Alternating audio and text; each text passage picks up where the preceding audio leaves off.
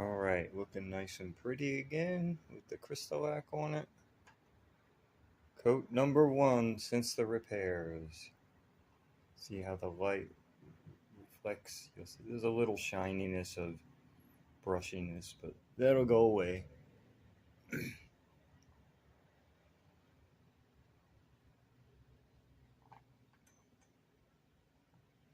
Trying to just capture in person.